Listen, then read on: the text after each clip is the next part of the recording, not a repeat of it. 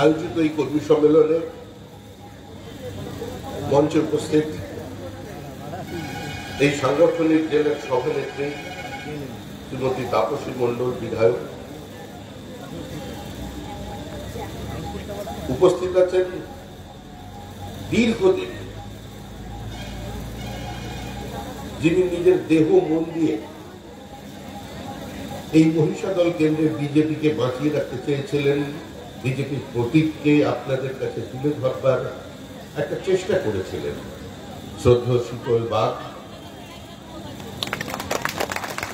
অনুপম মল্লিক, তপন দা,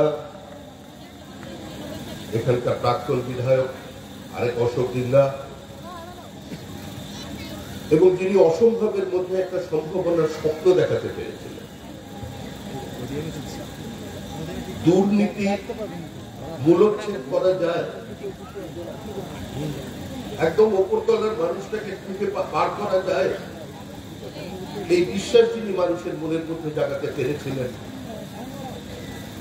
যে তৃণমূলের সর্বোচ্চ নেতৃত্ব ধরা পড়তে পারে এবং ধরা পড়তে চলেছে, সেই স্বপ্ন দেখানোর মানুষ আজকে আপনাদের সামনে নতুন স্বপ্ন নিয়ে উপস্থিত হয়েছেন আমাদের অশোক গঙ্গোপাধ্যায়।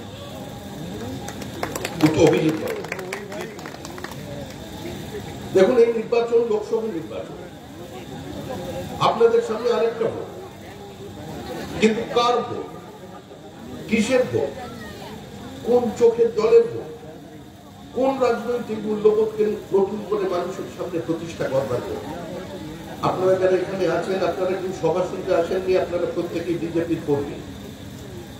আপনারা বদ্ধপরিকর যে কোনো মূল্যে অভিজিৎ গাঙ্গুলিকে একটা বিশাল ভোটের ব্যবধানে জয়ী করে আজকে এখান থেকে দিল্লি পাঠিয়ে দেবেন। কিন্তু আপনারা যে রাজনৈতিক দলটা করছেন, ভারতীয় জনতা পার্টি, তার যাত্রাপথটা কিন্তু খুব একটা মসৃণ ছিল না। আজকের এই কর্মী সভায় আমি শুধু আপনাদের কাছে একটু কথাগুলো মনে করিয়ে দিচ্ছি যে যে রাজনৈতিক দলের পতাকা নিয়ে আপনারা এখানে বসে আছেন, সেই রাজনৈতিক দল আজকে এই জায়গায় কারোর দয়ায় পৌঁছয়নি, দাক্ষিণ্যে পৌঁছয়নি, নিজের মতাদর্শের সঙ্গে আত্মসমর্পণ করে আইডিওলজিক্যাল স্ট্যান্ড পয়েন্টে ডাইলিউটেড করে দিয়ে এখানে এসে পৌঁছয়নি। আমার মনে পড়ছে সেই ইন্দিরা গান্ধীর মৃত্যুর দিন শ্রীমতী গান্ধী মারা গেছেন, শ্রীমতী গান্ধীর মৃতদেহ শোয়ানো আছে, তার সামনে কংগ্রেসীরা দাঁড়িয়ে স্লোগান তুলেছে, খুন কা বদলা খুন করেঙ্গে, জব তক সূরজ চাঁদ রহেগা ইন্দিরা তেরা নাম রহেগা।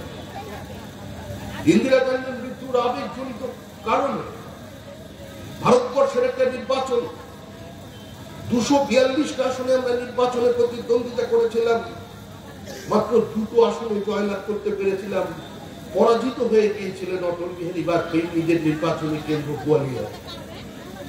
যে সংখ্যাগরিষ্ঠতা পণ্ডিত নেহেরু কোনোদিন পাননি, যে সংখ্যাগরিষ্ঠতা শ্রীমতী ইন্দিরা গান্ধী কোনোদিন পাননি, সেই সংখ্যাগরিষ্ঠতা নিয়ে রাজীব গান্ধী ক্ষমতায় এসেছিলেন। 400-রও বেশি লোকসভা আসন, 50% বেশি ভোট। সেদিন বলা হয়েছিল অটল বিহারী বাজপেয়ী রাজনীতি থেকে সন্ন্যাস নেবেন, লালকৃষ্ণ আদবানি আবার সাংবাদিকতায় ফিরে যাবেন, রাজমাতা বিজয়ারাজে সিন্ধিয়া তিনি আবার ধর্মকর্মে মন দেবেন। বিজেপির রাজনৈতিক ভবিষ্যৎ শেষ হয়ে গেছে। 1980 সালের 6 এপ্রিল যেদিন দল আনুষ্ঠানিকভাবে প্রতিষ্ঠা হচ্ছে, সেদিন জাস্টিস এনসি চাকলা বলেছিলেন, আমি দেখতে পাচ্ছি অদূর ভবিষ্যতে এই দল কংগ্রেসের ভায়াবল অল্টারনেটিভ হয়ে উঠবে, কংগ্রেসকে ক্ষমতা থেকে সরিয়ে ভারতবর্ষের রাজনীতিতে আসবে বিজেপি। আজকে সেই রাজনৈতিক দল পরাজিত, 242টা আসনে নির্বাচনে প্রতিদ্বন্দ্বিতা করে 2টো আসন। মানুষ আমাদের দিকে তাকিয়ে বলতো হাম দো হামারা দো। খালি 2টো নেতা অটল বিহারী বাজপেয়ী আর লালকৃষ্ণ আদবানি, আর মাত্র 2জন সাংসদ, তাও একজন অন্ধ্রপ্রদেশে এনটিআর এর সঙ্গে জোটের মধ্যে দিয়ে ক্ষমতায় জিততে পেরেছিলেন। কিন্তু সেদিনও বিজেপি থেমে যায়নি। সেদিনও আমরা সীমিত শক্তি নিয়ে এই মহিষাদলের মাটিতে দাঁড়িয়ে বলেছিলাম, আমরা এখানে থাকতে এসেছি, চলে যেতে আসিনি। ভারতীয় রাজনীতিকে প্রভাবিত করতে এসেছে। সেদিন আমাদের প্রয়াত নেতা ভারতরত্ন অটল বিহারী বাজপেয়ী বলেছিলেন, যাকে আপনারা মিস্টার ক্লিন বলে আপনাদের সামনে তুলে ধরতে দেখছেন, তিনি মিস্টার ক্লাউন হয়ে আপনাদের সামনে দাঁড়িয়ে পড়বেন। আজকে ভাবনা করে দেখুন, সেদিনে রাজীব গান্ধীর নামে আওয়াজ উঠেছিল, রাজীব গান্ধীর বিরুদ্ধে মানুষ স্লোগান দিল গোটা ভারতবর্ষে, তখ্ত বদল দো, তাজ বদল দো, বেঈমানও কার রাজ বদল দো। বেঈমানের সরকার বলেছিলেন ভারতবর্ষের মানুষ রাজীব গান্ধীর সরকারকে। পরিস্থিতি এমন জায়গায় পৌঁছেছিল যে রাজীব গান্ধীকে খবরের কাগজে বিজ্ঞাপন দিতে হয়েছিল যে আমার হৃদয়ের প্রতিটি স্পন্দন ভারতের জন্য। মজা করে আমরা বলতাম ইতালির জন্য নয়। সেদিন মমতা বন্দ্যোপাধ্যায়, 1984 মমতা বন্দ্যোপাধ্যায়, 1998 মমতা বন্দ্যোপাধ্যায়, হঠাৎ তিনি ঘোষণা করে দিলেন, আমি বিজেপিকে কোন সাম্প্রদায়িক দল বলে মনে করি না, কিন্তু আমি মন্ত্রিসভায় অংশগ্রহণ করব না, জোটে সামিল হব না, আমি আসন সমঝোতা করব বিজেপির সঙ্গে। মমতা দেবী আসন সমঝোতা করলেন, নির্বাচনে প্রতিদ্বন্দ্বিতা করলেন, জয়ী হলেন, কিন্তু ত্যাগব্রতের আদর্শকে উঁচু করে রাখবার জন্য তিনি মন্ত্রিসভায় না গিয়ে নেমে পড়লেন কলকাতার রাস্তায়। সেই মমতা ব্যানার্জি যিনি 2001 সালে বিজেপি ছেড়েছিলেন, জর্জ ফার্নান্ডেজকে দুর্নীতিগ্রস্ত বলে যিনি বিজেপি ছেড়েছিলেন, যার নামে কলকাতায় বিরাট বিরাট বোর্ডিং লাগিয়েছিল তৃণমূলীরা, ক্ষমতা নয় সততা দেখিয়ে দিল মমতা। সততার ভাবমূর্তি নিয়ে যিনি আপনাদের সামনে দিনের পর দিন নির্বাচনে প্রতিদ্বন্দ্বিতা করলেন, যিনি আপনাদের সামনে দাঁড়িয়ে বলেছিলেন, আমি কিছু করতে পারি বা না পারি, আমি মানুষকে ভয় মুক্ত করব, আর বাহিনী থাকবে না, আর খান কাপড় বিতরণ থাকবে না, মানুষের গণতান্ত্রিক অধিকারগুলো সিপিএম যে বাজেয়াপ্ত করেছে, আমি আপনাদের কথা বলার সুযোগ করে দেব, সমালোচনার সুযোগ করে দেব। তাই 2011 সালে মানুষ জানতেন দীঘা গোয়া হবে না, কলকাতা লন্ডন হবে না, দার্জিলিং সুইজারল্যান্ড হবে না। মানুষ জানতেন প্রত্যেকটা শিক্ষাক্ষেত্রকে একদম সম্পূর্ণ সংঘর্ষ মুক্ত করে দেওয়া যাবে না। মানুষ জানতেন মধ্যমেধার চাষকে পুরো বন্ধ করে দেওয়া যাবে না। মানুষ জানতেন 45,000 বন্ধ কারখানার দরজার তালা খুলে দেওয়া যাবে না। কিন্তু তাও মমতা বন্দ্যোপাধ্যায়কে ভোট দিয়েছিলেন, কারণ মানুষ তাকে বিশ্বাস করেছিলেন। সিপিএম হারতে পারে, সিপিএম কে হারানো যেতে পারে, CPM can be defeated and they are certainly to be defeated. CPM হারতে চলেছেন, এই বিশ্বাস যিনি মানুষের মনের মধ্যে প্রতিষ্ঠা করতে পেরেছিলেন, তার নাম মমতা ব্যানার্জি।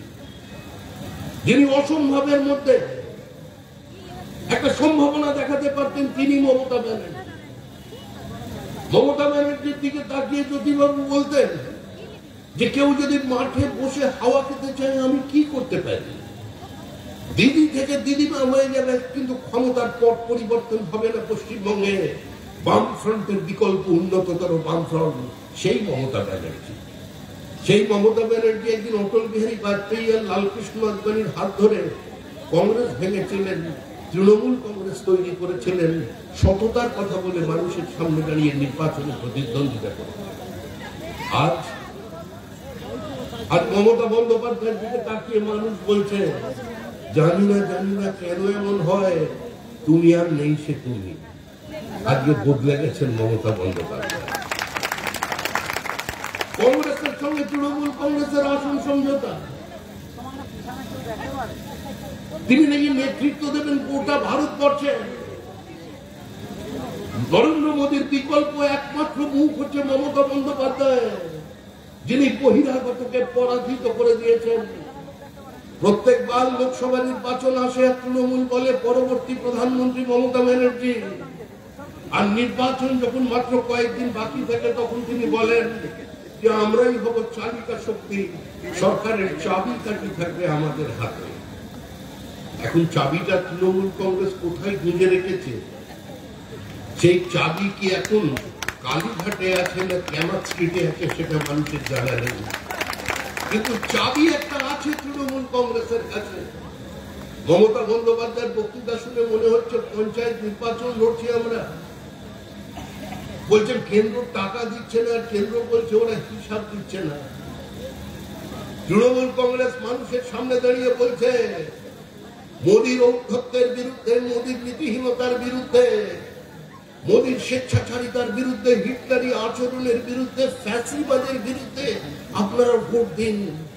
গণতন্ত্র পুনঃপ্রতিষ্ঠা করতে ভোট দিন। গণতন্ত্র পুনঃপ্রতিষ্ঠা করবে কে? তৃণমূল কংগ্রেস। আজকে এখানকার শিক্ষিত জেলার মানুষ যেখানে দাঁড়িয়ে বক্তৃতা করছে, তাম্রলিপ্ত স্বাধীন সরকার, সতীশ সামন্তর বংশধররা শুনছে, বীরেন শাসমলের লোকজন শুনছেন, সুশীল ধারার লোকজন শুনছেন, গণতন্ত্র পুনঃপ্রতিষ্ঠার কথা বলছেন মমতা ব্যানার্জি। পশ্চিমবঙ্গের সমস্ত জায়গায় নির্বাচন বন্ধ করে দিয়েছে। কলেজে নির্বাচন নেই, সমবায় নির্বাচন নেই, যেখানে নির্বাচন সেখানেই বোমাবাজি। আর লড়াই হচ্ছে কাদের মধ্যে? তৃণমূল লড়াই করছে তৃণমূলের সঙ্গে।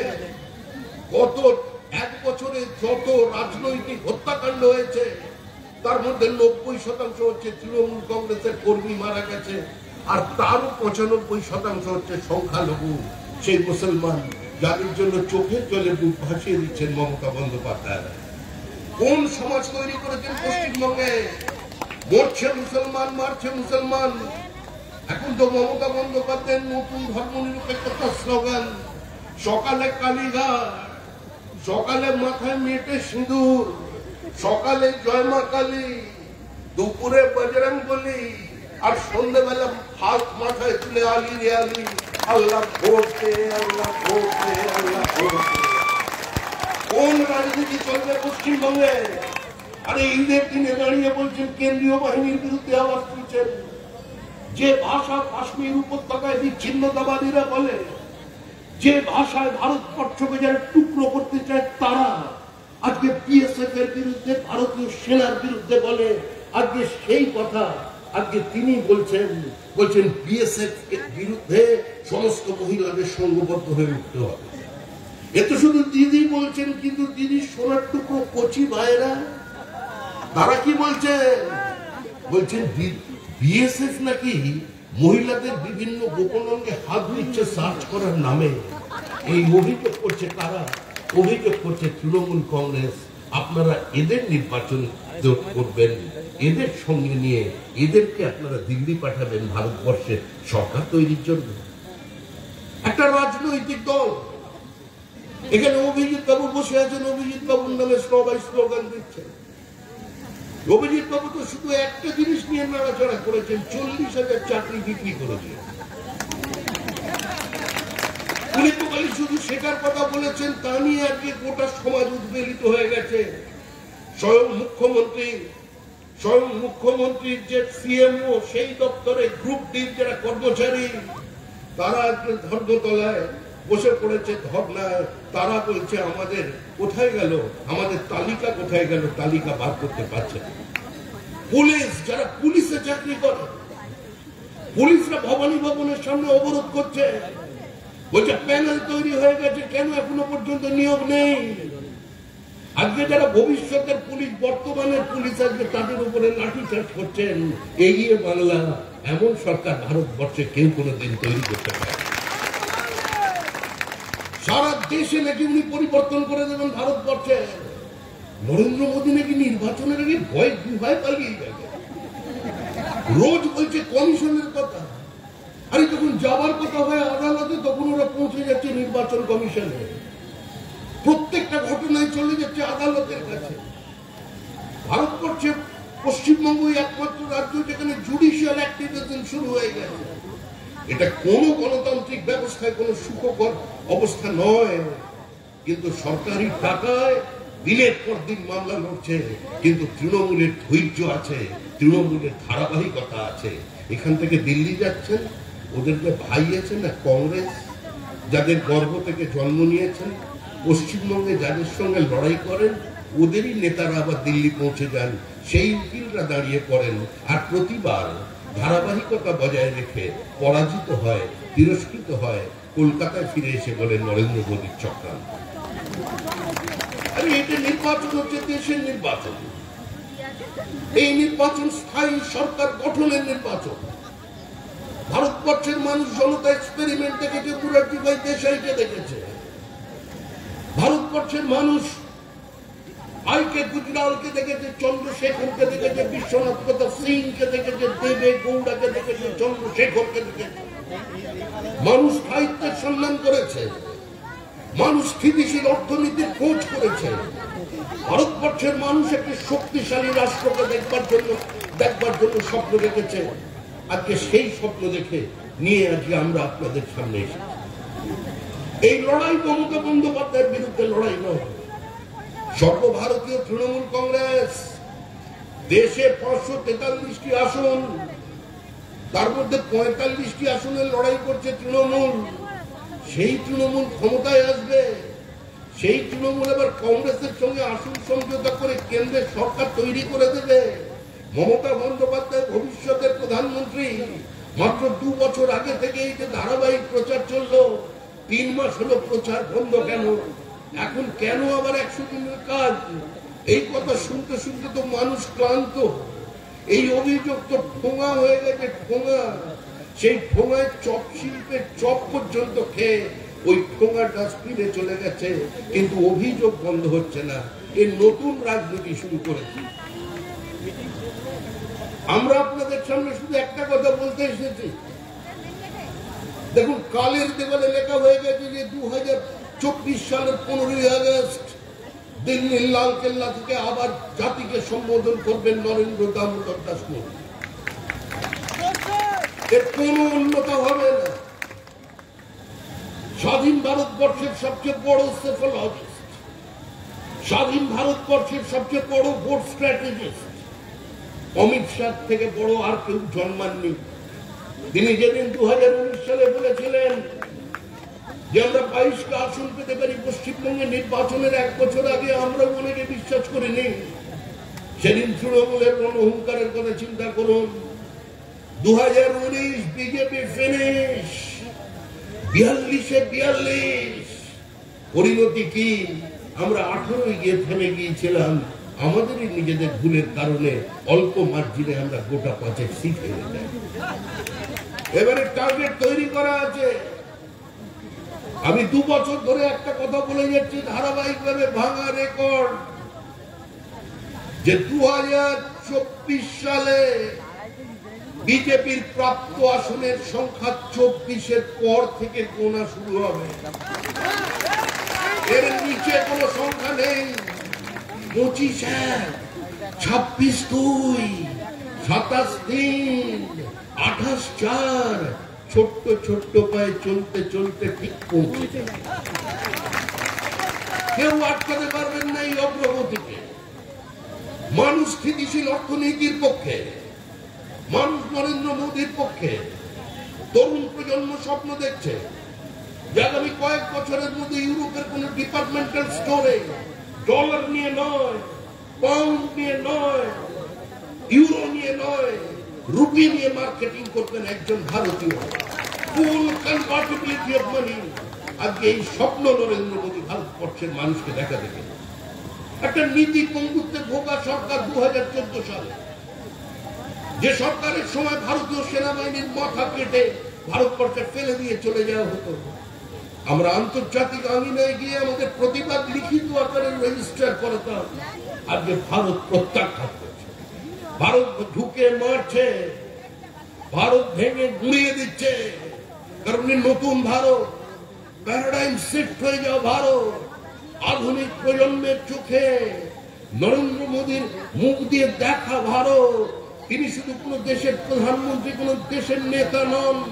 নরেন্দ্র মোদী একটা কনসেপ্ট, নরেন্দ্র মোদী একটা পদ্ধতি, নরেন্দ্র মোদী অবদমিত দীর্ঘদিনের ভারতবর্ষের আত্মার প্রতিধ্বনি।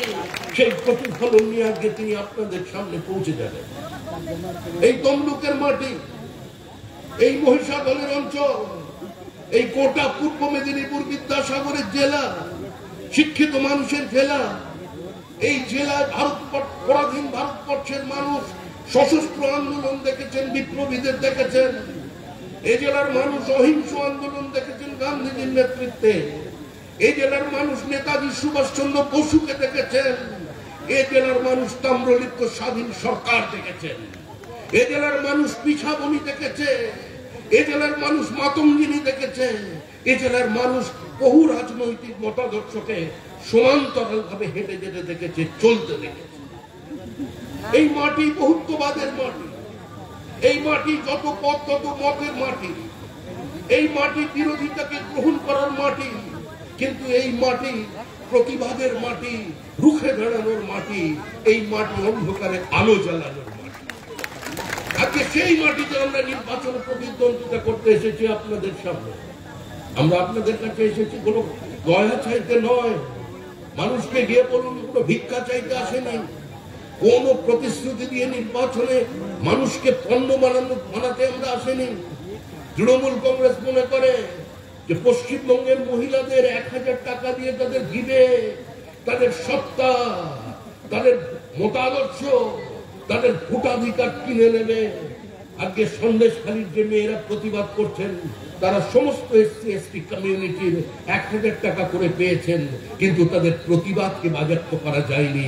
তাদের প্রতিবাদের বিরুদ্ধে তৃণমূল প্রতিরোধ করে তোলা। আর এখানে তো নেতা বিক্রি হচ্ছে, এমএলএ বিক্রি হচ্ছে, এমপি বিক্রি হচ্ছে, কিন্তু সন্দেশখালীর গরিব প্রান্তিক মহিলারা প্রমাণ করে দিল যে নেতা মন্ত্রী বিক্রি হতে পারে, তৃণমূল বিক্রি হতে পারে, কিন্তু দরিদ্র মহিলাদের মূল্যবোধ, তাদের বিশ্বাস, তাদের সংগ্রাম বিক্রি হতে পারে। আজকে সেই বিশ্বাসের উপরে ভর করে গোটা পশ্চিমবঙ্গ ব্যাপী আজকে আমরা আপনাদের সামনে প্রচারে এসেছি, নতুন কোন প্রতিশ্রুতি নিয়ে নয়। মানুষকে গিয়ে সরাসরি চোখ রেখে বলুন, মুখোশে দাঁড়ালে নয়, মুখোমুখি দাঁড়িয়ে মানুষকে বলুন যে গত 10 বছরে নরেন্দ্র মোদী কি করতে পেরেছেন আর কি করতে পারেননি বর্তমান সরকারের অসহযোগিতার কারণে। কোন কেন্দ্রীয় প্রকল্প পশ্চিমবঙ্গে করা যাবে না। দিদি প্রকল্পের নাম এখানে বদলে যাবে। দিদি যেখানেই যাবেন তার ভালোবাসার ছোঁয়া যেখানেই লাগবে, সঙ্গে সঙ্গে প্রধানমন্ত্রী আবাস যোজনা, বাংলা আবাস যোজনা হয়ে গেল। খালি নাম পরিবর্তন করে দাও, নাম পরিবর্তন করে দেবে, আপনার ব্যক্তি সত্তা পরিবর্তন করে দেবে। অদ্ভুত রাজনীতি তৃণমূল কংগ্রেসের। কিন্তু এখন তৃণমূল কংগ্রেসকে মানুষ চিনেছে, নিজেদের জীবন দিয়ে চিনেছে, যৌবন দিয়ে চিনেছে।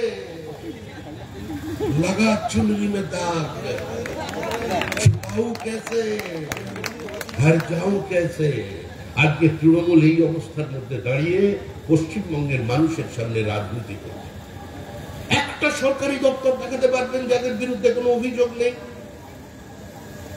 বন সহায়ক ওই ভদ্রলোক আমাদের দলে কিছুদিনের জন্য বেড়াতে এসেছিলেন, রাজীব বন্দ্যোপাধ্যায়। পকেটে হাত দিয়ে দাঁড়িয়ে বক্তৃতা করতো, পকেটে হাত। ও তো বিশ্ব রেকর্ড হয়ে গেছিল তৃণমূল কংগ্রেসের নেতৃত্ব ওই দপ্তরে।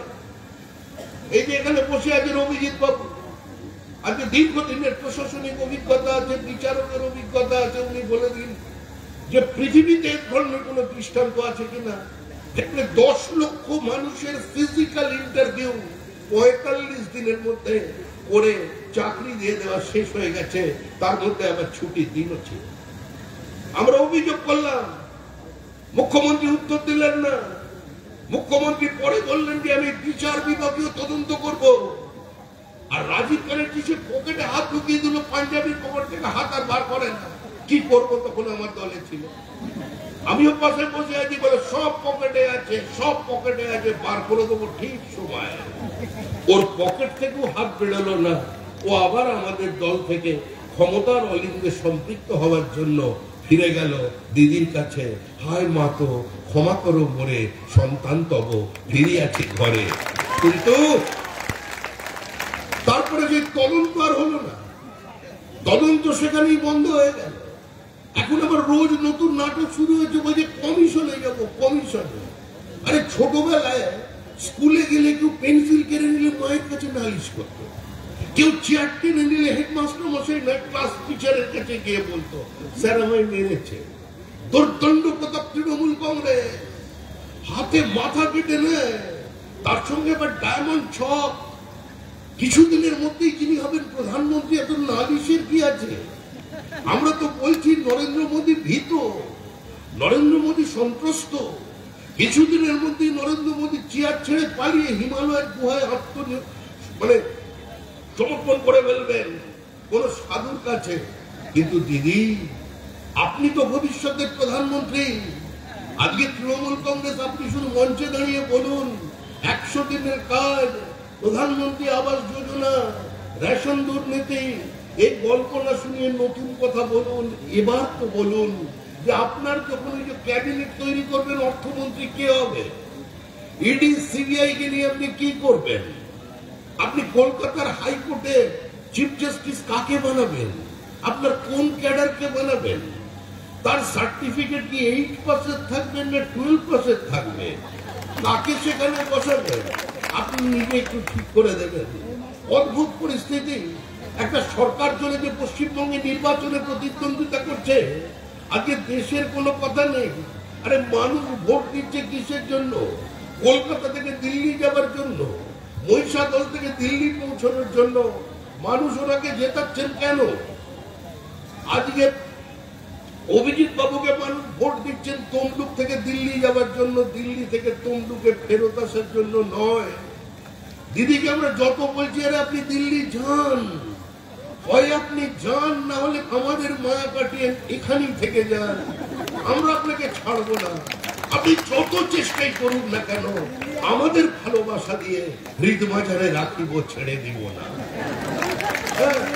আপনি যত চেষ্টা করুন কেন, যত প্রার্থী আপনার নামুন না কেন ময়দানে, আপনি দিল্লি, আপনাকে আমরা যেতে দেব না। আপনার এত ভালোবাসা, আপনার অস্থির মঞ্চের উপরে পদচারণা, আপনার কবিতা, আপনার গান, আপনার কবিতা আবিদান, আপনি স্বয়ং রবীন্দ্রনাথকে চ্যালেঞ্জ করতে পারেন। আপনার প্রশাসন সরাসরি একদম শান্তিনিকেতনের পাল্টার একটা শান্তিনিকেতন তৈরি করতে পারেন। আপনি পুলিশকে চড় মারতে উদ্ধত হতে পারেন। আপনি বিকেলে ভোরের ফুল ফুটিয়ে দিতে পারেন। আপনি মরুভূমিতে গমের চাষ করতে পারেন। আপনি পারেন না এমন কোনো কাজ নেই। তাই আপনার এই প্রতিভা নিয়ে আমরা আপনাকে দিল্লি যেতে দেব না। আজকে বঙ্গরত্ন যদি কাউকে করতে হয়, বাঙালির যদি কোনো গর্বের জায়গা থাকে, তা হচ্ছে আমাদের দিদি মমতা বন্দ্যোপাধ্যায়, যিনি মুখ্যমন্ত্রী থেকে প্রধানমন্ত্রীর মতো আচরণ করে চলেছেন, যিনি যুক্তরাষ্ট্রীয় ব্যবস্থা মানেন না, যিনি হাইকোর্টকে মানেন না, যারা সরাসরি হাইকোর্টের মধ্যে ঢুকে তৃণমূল কংগ্রেস আজকে জাস্টিসকে ম্যানহ্যান্ডেল করছে, বিচারপতির বাড়িতে গিয়ে পোস্টার মারছে, সাংবিধানিক প্রধানের বিরুদ্ধে মানে রাজ্যপালের বিরুদ্ধে এফআইআর করবার জন্য মানুষকে আহ্বান জানাচ্ছে। সেই দল আজকে সেই দল নাকি ভারতবর্ষ তৈরি করে দেবে। চিন্তা করুন অতীতের কংগ্রেস নেতৃবৃন্দের কথা। উত্তর পূর্ব ভারত, এই যে মেঘালয়ের কথা বলছেন, মণিপুরের কথা বলছেন, গোটা উত্তর পূর্ব ভারত নিয়ে যে মন্তব্য করছেন, কোনদিন পন্ডিত নেহেরুর সঙ্গে এ নিয়ে অটল বিহারী বাজপেয়ীর বিরোধ হয়নি। এমনকি ডক্টর মনমোহন সিং পর্যন্ত, রাজীব গান্ধী, ইন্দিরা গান্ধীরাও কোনদিন আজকে এ নিয়ে কোন রাজনৈতিক ঐক্যমত্যের অভাব ঘটাননি। একটা সময় ছিল যখন পাকিস্তান আমেরিকার সমর্থন নিয়ে ইউএনএতে আবার আজাদ কাশ্মীর বা পাক অকুপাইড কাশ্মীরকে তুলে ধরবার প্রচেষ্টা করছে। সেদিন আমাদের সম্পূর্ণ বিরোধী অবস্থানে থাকা ফরওয়ার্ড ব্লকের নেতা চিত্ত বসু বলেছিলেন যে এই মুহূর্তে দেশকে নেতৃত্ব যিনি দিতে পারেন তার নাম অটল বিহারী বাজপেয়ী। সেই অটল বিহারী বাজপেয়ী কংগ্রেসের সমর্থন নিয়ে পৌঁছে গেছে। একটা নীতি থাকে, কিন্তু এটা কি রাজনৈতিক দল বলা যায়? তৃণমূল কংগ্রেস দলটার অর্থ কি? আমরা দীর্ঘদিন ধরে রাজনীতি করছি। 1% যখন ভোট, তখন থেকে আমি মহিষাদলে আসছি, তমলুকে আসছি, কাঁথিতে গেছি, এগরায় গেছি, রামনগরে গেছি। আমরা সীমিত শক্তি নিয়ে স্ট্রিট কর্নার করেছি, কিন্তু আমরা দেখেছি যে শিশির অধিকারীর হাত ধরে এই 2 মেদিনীপুর জেলায়, পূর্ব মেদিনীপুর এবং পশ্চিম মেদিনীপুর জেলায় তৃণমূল তাদের প্রতিষ্ঠা পেল। দুর্দান্ত প্রতাপ সিপিআইএম এর আমলে মরুদ্যানের মতো কোন কোন জায়গায় যিনি কংগ্রেস বেঁচে ছিল, তার মধ্যে একটা ছিল কাঁথি মিউনিসিপ্যালিটি।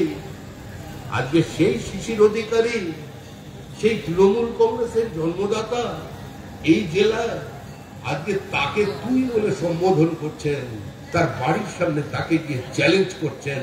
মেদিনীপুর জেলার মানুষ অন্তত এটার প্রতিবাদ করুক, এই আবেদন নিয়ে মানুষের কাছে। আমাদের রাজনৈতিক বিরোধ থাকতে পারে, কিন্তু রাজনৈতিক বিরোধের তো একটা সীমা থাকবে।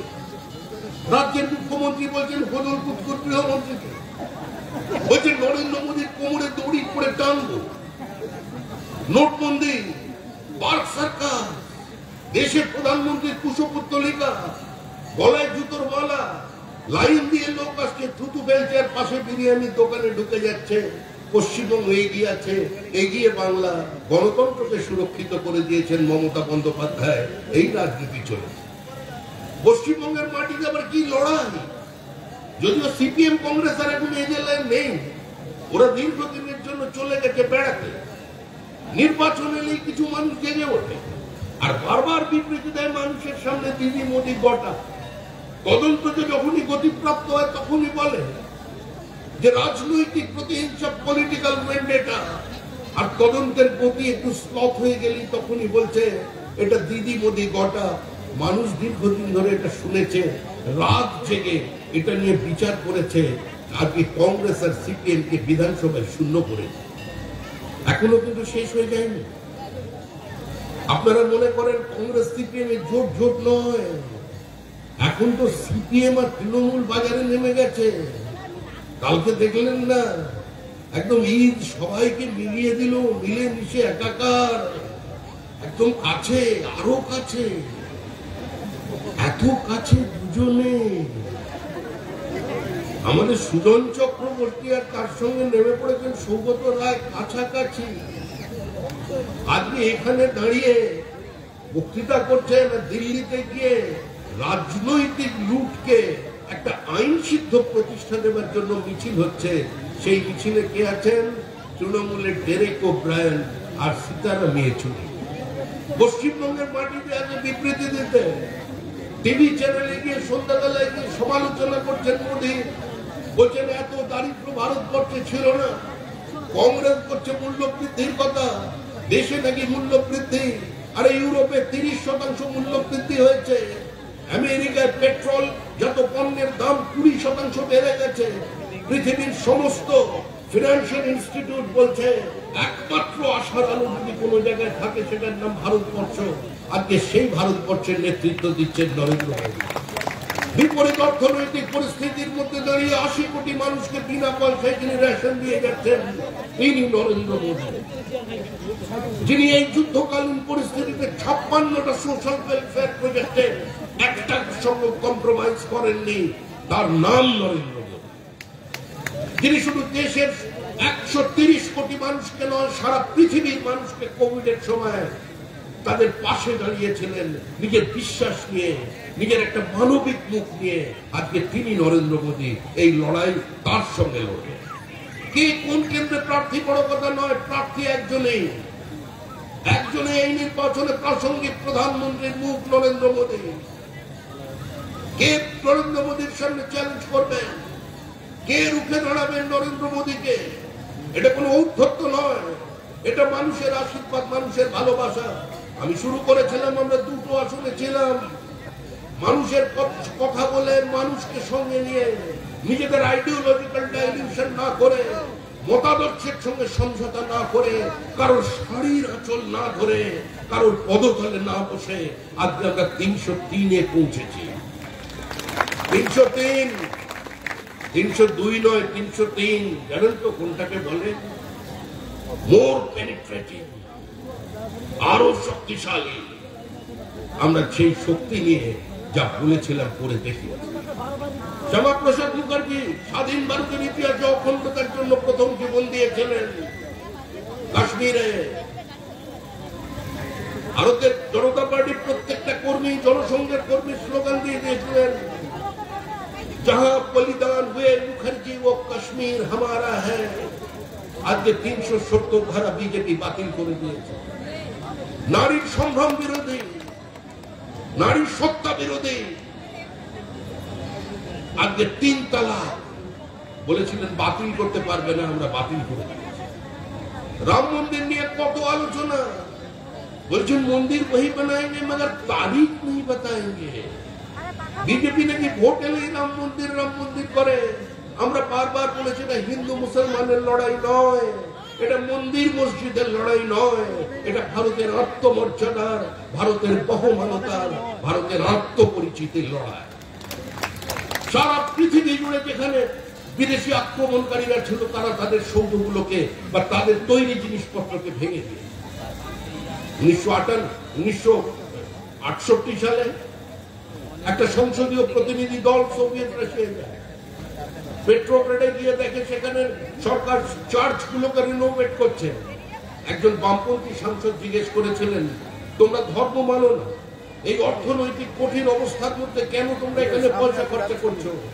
উত্তরে বলেছিলেন, আমরা চার্চের প্রতি শ্রদ্ধার জন্য করছি না, আমরা করছি কিসের জন্য? আমরা করছি যে দ্বিতীয় বিশ্বযুদ্ধের সময় হিটলারের বাহিনীকে আক্রমণ করেছিল, সেই ক্ষতগুলো থেকে গেছে, গুলি বোমার আঘাত থেকে গেছে, আমরা সেগুলোকে মুছে ফেলার চেষ্টা করি। আমরা সেভাবেই গোটা পৃথিবীতে, সারা পৃথিবীর মানুষের সামনে দাঁড়িয়ে আমরা বলছি যে আমরা সভ্যতার আলো এসে সে মাটি থেকে বেরিয়েছে। মেদিনীপুর জেলা, বিদ্যাসাগরের জেলার মানুষ, আপনারা বোঝান মানুষকে যে সারা পৃথিবীতে প্রথম যিনি ব্যাকরণ শিখিয়েছিলেন, গ্রামার শিখিয়েছিলেন, তার নাম ছিল পানিনি, থাকতেন কাশ্মীরে। আজকে তাকে দেখে বলা হয়, ইংরেজরা বলে যে ম্যাকমিলান অফ দ্য ইস্ট। আমরা শুধু এটা বলতে চাই, ম্যাকমিলানকে কেন বলা হবে না পানিনি অফ দ্য ওয়েস্ট? আজকে সেই প্রশ্ন আমরা মানুষের সামনে নিয়ে এসেছি। কনসেপ্ট অফ জিরো, শূন্য, গোটা বিজ্ঞান দাঁড়িয়ে আছে। আমরা শিখিয়েছি কি করে ইস্পাত তৈরি করতে হয়, স্টিল, যার উপর গোটা আধুনিক সভ্যতা দাঁড়িয়ে আছে, ভারতবর্ষ শিখিয়েছে। রসায়ন শাস্ত্র কে শিখিয়েছে? ভারতবর্ষ শিখিয়েছে। বাইনোমিয়াল ক্যালকুলাস কে শিখিয়েছে? ভারতবর্ষ শিখিয়েছে। আজকে এই কথাগুলো বলতে গেলে সাধারণ মানুষের মধ্যে প্রচার হচ্ছে শিক্ষার বৈদিকীকরণ। আরে রামের দেশে রামের কথা চলবে না তো কার কথা চলবে? अरे तो देश राम, राम ही भारत, भारत ही राम, मन में राम, तन में राम, रोम रोम पर राम रे, राम से मिलने ध्यान लगा दे, छोड़ जगत के काम रे। अरे আমরা যেটা বলেছি, ভাঙছি, কোনো দেব দেবতা নেবে না। তৃণমূল কংগ্রেসকে আর কোন পুজো তৃণমূল কংগ্রেসকে দিয়ে হবে না, কারণ কালীঘাট তৃণমূল কংগ্রেসকে ছেড়ে দিয়েছে। সেজন্য জগন্নাথ দেবকে ধরেছিল আপনাদের এখানে, জগন্নাথ দেব। এখন জগন্নাথ দেবের কাছেও ফাইল ক্লিয়ার করতে পারেনি। কালকে ঈদের ময়দানে চলে গেছে, ঈদের উৎসবে গিয়ে বলছে যে আজকে কেন্দ্রীয় এজেন্সির বিরুদ্ধে লড়াই করতে হবে, আজকে এই রাজনীতির অবসান চাই। এই রাজনীতি দেশের সরকার তৈরির রাজনীতি, এই রাজনীতি ভারতবর্ষকে আরেকটা নতুন সরকার দেবার রাজনীতি। তাই আপনারা শুধুমাত্র একটু ব্যাপারে সচেতন থাকবেন। আবার বলছি, কিছু সিপিএম কিন্তু এখনো থেকে গেছে, থাকা উচিত। আমরা কোনো কোন রকমের রাজনীতিতে বিশ্বাস করি না। সিপিএম যতই আমাদের ভালোবেসে আদর করে থাকুক, কিন্তু একটু অন্ধকার হলে দেখবেন পাড়ার গলিগুলোর দিকে তাকিয়ে দেখবেন অন্ধকারের গাছের ফাঁক এখন সিপিএম এর আশ্রয়স্থল। যে সিপিএম কে একদিন তৃণমূল কংগ্রেস অফিস ছাড়া করেছিল, এলাকা ছাড়া করেছিল, এখন সেই সিপিএম কে খুঁজে খুঁজে বার করছে, বলছে এই রাগ করেছ, এদিকে এসো। নতুন করে ভালোবাসা তৈরি হচ্ছে এখন তৃণমূল আর সিপিআইএম এর। এদের বিরুদ্ধে সংঘবদ্ধ ভাবে আর কি নির্বাচনে লড়াই করতে হবে। অভিজিৎ গঙ্গোপাধ্যায়ের লড়াই, তমলুক কেন্দ্রে বিজেপির লড়াই, এখানে শুভেন্দু অধিকারীর লড়াই, শিশির অধিকারীর লড়াই। এই লড়াইটা কিন্তু কাউকে নির্বাচিত করার লড়াই নয়। এখানে বিজেপির লড়াই। বিজেপির পুরনো অজস্র কর্মী আছেন যারা অন্ধকার দিনে প্রদীপ জেলে রেখেছিলেন। এই নাটুদার মতো লোক, শীতলদার মতো লোক, তপনের মতো লোক অনেকে আছেন। তাদের লড়াই কিন্তু এনাকে জেতানোর লড়াই নয়। এই লড়াইটা হচ্ছে মার্জিন বাড়ানোর লড়াই, মার্জিন বাড়ানোর লড়াই। আর যত বেশি মার্জিনে দিল্লি পাঠাবেন, জানবেন তত বেশি সংখ্যায় আবার ওই আলিপুরের মধ্যে মানে জেলটা মনে ওখানে এখন নেই, তিহারের তত বেশি লোক। কংগ্রেসকে কেউ ধরে রাখতে পারবে না। দীর্ঘ পথ অতিক্রম করে মমতা বন্দ্যোপাধ্যায় ক্লান্ত, পরিশ্রান্ত, তার পা রক্তাক্ত, ক্ষত বিক্ষত, এবার শান্তি চাই, বিশ্রাম চাই। তাই মমতা বন্দ্যোপাধ্যায়কে উঁচু পাঁচিল, লাল কেল্লা, উপরে আবার সাদা চুল, সাদা দাড়ি, লাল কেল্লায় মোদি আর রেড রোডে দিদি, এটাই কালের দেওয়াল লিখন। কারণ নেই, এই সরকার 25 পর্যন্ত যাবে না। এই সরকারটার সরকার নেই। এই সরকারকে আজকে গতকাল আবার আদালত চিফ সেক্রেটারিকে ধমক দিয়েছে। এখন তো উচিত একটা নতুন ক্যাবিনেট মিনিস্টার খুলে ফেলা, তলায় একটা মানে দপ্তর খুলে নেওয়া। সরকার কোনো সিদ্ধান্ত নিলেই কোর্টে যায়, আর কোর্টে গেলেই বিচারপতি প্রশ্ন তুলেই শেষ। এখানে কোনো শিল্প কোনোদিন হবে না। Lower judiciary is under threat. ছোট ছোট বিচার কেন্দ্রগুলো আছে আমাদের জেলা, আমাদের বিভিন্ন মহকুমা কোর্টের মধ্যে 100-150 লোক ঘরের মধ্যে ঢুকে আছে। শিল্পপতিরা দিদির পাশে আছেন, কিন্তু অন্য জায়গায় চলে যাচ্ছেন।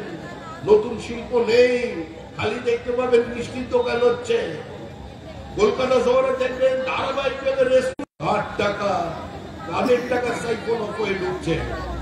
একজন এতদিন আমরা জানতাম বিদ্যাসাগরের মা রত্নগর্ভা, এতদিন আমরা জানতাম আশুতোষের মা রত্নগর্ভা, বিবেকানন্দের মা রত্নগর্ভা। এখন দেখা গেল একটা চাউমিন বিক্রি। এই যে বঙ্গভূষণ, বঙ্গবিভূষণ নিয়ে মুখ্যমন্ত্রী চালিয়ে যাচ্ছেন, আজকে এদের বিরুদ্ধে সংঘবদ্ধভাবে এই নির্বাচনে আপনাদের সরিয়ে দিতে হবে। আপনারা সবাই বিজেপি কর্মী, অন্তত এই আত্মবিশ্বাস নিয়ে থাকুন যে তৃণমূল চলে যাচ্ছে। খালি দয়া করে মার্জিনটা বাড়ান। বিজেপিকে আমাদের সঙ্গে থাকতে হবে, আমাদের দৃশ্যমানতা বাড়াতে হবে। এই মাটি, আবার বলছি, এই মাটি স্বাধীন তাম্রলিপ্ত সরকারের মাটি। এই মাটি থেকে তৃণমূল কংগ্রেসকে বিদায় জানাতে হবে। মহিষাদলের লিড যেন গোটা তমলুকের 7টা অ্যাসেম্বলি। লোডশেডিং, নন্দীগ্রামের লোডশেডিং এ 2000-এ জেতা। প্রত্যেকটা তৃণমূল কংগ্রেসের বাড়িতে এবার হ্যালোজেন জ্বালিয়ে দিন। তৃণমূল কংগ্রেসের বাড়িতে লাইট জ্বালিয়ে দেবেন, একটা করে বোতাম টিপবেন। কারণ তৃণমূল এমনি শুভেন্দু জ্বরে আক্রান্ত। তারপরে এবার অভিজিৎ বাবু এসে গেছে। রাত্রিবেলা ঘুমোতে যায়, হঠাৎ দুঃস্বপ্ন শুভেন্দুকে দেখে ঘুম থেকে উঠে পড়ে। আবার একটু খালি চিনি বাতাসা খেয়ে জল খেয়ে শুয়ে পড়ে। আবার ভোরবেলা উঠে বলে শুভেন্দু। এটা নতুন রোগ, একটা স্নায়ু রোগ, শুভেন্দু অধিকারী সিনড্রোম, স্যাস। এই রোগের কোন চিকিৎসা কেউ খুঁজে পাচ্ছে। আরে রাজ্যপালের হাতে খড়ি দিয়ে পর্যন্ত ঠিকঠাক করতে পারলেন না। এখন আবার উনি কি বলছেন, এরা কি বলছেন, রোজ বলছেন। আমরা কত বলবো? এখন তো কোনো রাজনীতি নেই, চোর বাজারে চৌকিদারি শুরু হয়ে গেছে। এই চোর বাজারে জগা খিচুড়ি থেকে বেরিয়ে আসতে হবে মানুষকে। রিয়েল পলিটিক্যাল ন্যারেটিভ তৈরি করতে হবে। আর মানুষকে ঠিক করে দিয়েছেন কি হবে? মানুষকে ঠিক করে দিয়েছেন একটা কথা, খুললাম প্যার করেঙ্গে হাম দোনো। মালা বদল করে বাজারে নেমে পড়েছিল, কিন্তু তাও মানুষ প্রত্যাখ্যান করেছে। শেষে কি করলো? হঠাৎ একটা সিটে জিতে গেল সাগরদিঘি, কংগ্রেস প্রার্থী জিতেছে। কি আনন্দ! আমরা বললাম কংগ্রেসের জয় নয়, তৃণমূল কংগ্রেসের পরাজয়। ওরা বললো না, আমাদের ছেলে হয়েছে। দীর্ঘদিন থাকবার পরে হঠাৎ নতুন ইস্যু পেয়েছে, আমাদের ছেলে হয়েছে। অধীর বাবু বেরিয়ে পড়লেন ভেন্যু ঠিক করতে, যে ছেলের অন্নপ্রাশনের ভেন্যু ঠিক করতে বেরোলেন অধীর বাবু। আর তার সঙ্গে মোহাম্মদ সেলিম ভেন্যু করতে, উনি মেনু ঠিক করতে বেরিয়ে পড়লেন। খাওয়াবেন কি? এই দুইজনে এমন নৃত্য শুরু করলেন পশ্চিমবঙ্গে। হঠাৎ দেখা গেল ছেলে হামাগুড়ি দিয়ে উল্টো দিকের বাড়ি তৃণমূল কংগ্রেসে ঢুকে পড়েছে। মানুষ এসব দেখে আবার ধূপগুড়িতে নতুন সেট করে দিয়েছে বাই ইলেকশনে, যে বিজেপি আর তৃণমূল, মাঝখানে অন্য কোন ছিন্নমূলের কোন জায়গা নেই। এখানে কংগ্রেস আর সিপিএম তারা নেট প্র্যাকটিস করবে বাড়ির ছাদে। এরা বড় জোর আপনার শ্যাডো প্র্যাকটিস করবে মাঠের পাশে, মাঠে নামতে পারবে না। আর দিল্লিতে গিয়ে মমতা বন্দ্যোপাধ্যায় এই যে নেতা হবেন বলেছিলেন, চাবি দেখবেন জুন মাসের প্রথম সপ্তাহে হারিয়ে গেছে। এই চাবি নিয়ে মারামারি করবেন। বিদায় তৃণমূল, কেউ পার পাবেন না। দুর্নীতি করে দীর্ঘদিন বাঁচা যায় না। সত্য সাময়িক প্রতারিত হতে পারে, কিন্তু সত্য পরাজিত হয় না। বিজেপির জয় নিশ্চিত। ঐক্যবদ্ধ থাকুন, সংগঠিত থাকুন, মানুষের পাশে থাকুন, দৃশ্যমানতা বজায় রেখে থাকুন। এবং এই কেন্দ্র থেকে সবচেয়ে বেশি লিড মহিষা দলের মানুষ 7টা অ্যাসেম্বলি সেগমেন্টের মধ্যে